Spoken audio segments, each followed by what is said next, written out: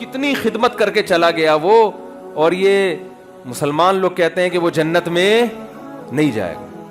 تو بھائی اس نے ایک بلب دے کر آپ پر احسان کیا, اور آپ کو اس کا جنت میں, اس کا جہنم میں جاتے ہوئے ترس آ رہا ہے کیونکہ آپ کا محسن ہے. تو جس خدا نے سورج دیا, چاند دیے, جس خدا نے ایڈیسن کو پیدا کیا, جس خدا نے اتنے بڑے بڑے ان لکم فی الانعام لعبرا نسقیکم مما فی بطونہ من بین فرث ودم لبنا خالصا سائغا للشاربین, قرآن کہتا ہے سوکھا چارہ ہم ان جانوروں کو کھلاتے ہیں, سوکھے چارے کو تم رگڑ کے دیکھو تیل کا ایک قطرہ نہیں نکلے گا, لیکن اس جانور کو کھلاتے کیسا چکنا گاڑا دودھ اس سوکھی گھاس سے اللہ نکال کے دکھاتا ہے.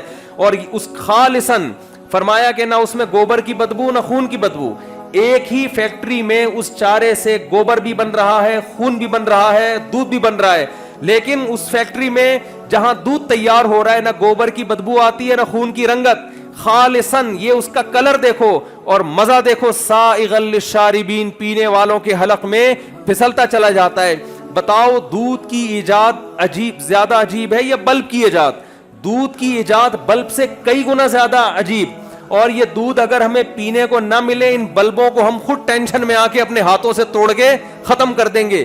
کس قدر بڑی نعمت جس خدا نے, اور یہ ایک نہیں ہے, وَإِن تَعُدُّوا نِعْمَةَ اللَّهِ لَا تُحْصُوهَا. قرآن کہتا ہے اگر ایڈیسن کی نعمتوں کو گنو گے 4-6 سے زیادہ اس کی چیزیں نہیں ملیں گی, اور وہ بھی اللہ کی دین ہوں گی. اللہ نے اس کی کھوپڑی میں ڈالا ہوگا کہ تو یہ بنا دے, خود سے نہیں جاتا کچھ کسی کا دماغ. اور جب اللہ کی نعمتوں کو تم گننا شروع کرو گے, لا تحصوها, تم قیامت آ جائے گی ان نعمتوں کو شمار نہیں کر سکتے. تو اس خدا سے جب تک آپ کو محبت نہیں ہوگی, اس خدا کے احکام کا التزام نہیں کرو گے, تو جنت میرے بھائی اللہ نے بنائی ہے.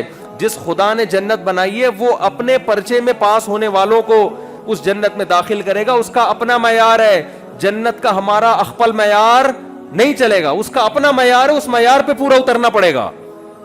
اس سائنسدانوں کی تھوڑی ہے جنت جو ہم کہیں کہ جی سائنسدانوں نے بنائی ہے. جس خدا نے بنائی ہے وہ کہہ رہے میرے معیار پہ چلو.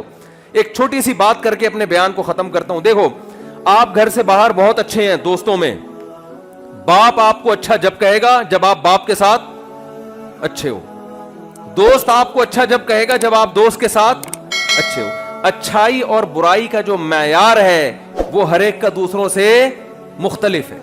بیوی آپ کو اچھا جب کہے گی جب آپ, جو بیویاں میرا بیان نہیں سن رہی ان کی بات کر رہا ہوں, جو خواتین یعنی لوگوں کی جو بیویاں, آپ کا پتہ نہیں کتنی بیویاں مولوی صاحب نے رکھی ہوئی ہیں, تو لوگوں کی بات کر رہا ہوں کہ عورت اس شوہر کو اچھا کہے گی جو پوری توجہ کس کو دے, بیوی کو. لیکن ساس اس شوہر کو اچھا, اس بیٹے کو اچھا کہے گی جو پوری توجہ کس کو دے, ماں کو.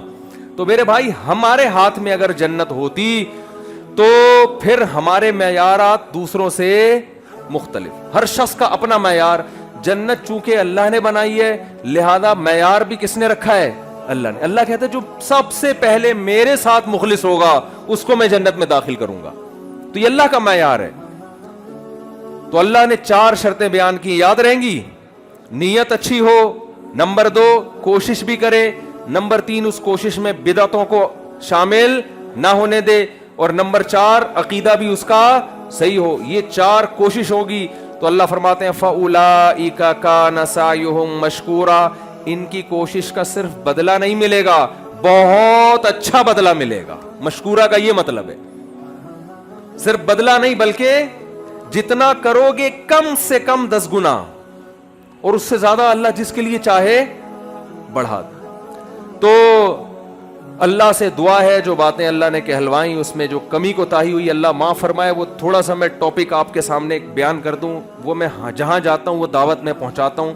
لوگ مجھے کہتے ہیں آپ ہر محفل میں 4 شادیوں کا ذکر کیوں کرتے ہو؟ میں کہتا ہوں اس لیے کہ دیگر حضرات کسی محفل میں اس کا تذکرہ نہیں کر رہے, ٹھیک ہے, تو مجبوراً کر رہا ہوں میں. جب دیگر حضرات بہت زیادہ تذکرہ اپنے بیانات میں شروع کر دیں گے تو پھر ہم یہ تذکرہ, کیا خیال ہے بھائی, ہم چھوڑ دیں؟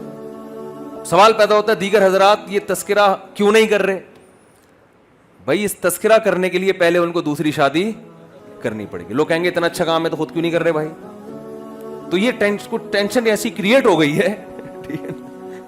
وہ ایک ہمارے والد صاحب ایک نصیحت کیا کرتے تھے کہ جب بھی کوئی شخص آئے نا اور کہے کہ اتنا پیسہ مجھے دو, میں کاروبار میں لگا کے اتنا پروفٹ دوں گا, تو آپ اس سے بولو جب تیرا اتنا اچھا کاروبار ہے تو میرے سے جو پیسہ لینا تھا وہ بھی اپنا ہی کیوں نہیں لگا دیتا اس میں, یا تو ہے نہیں نا اس کے پاس.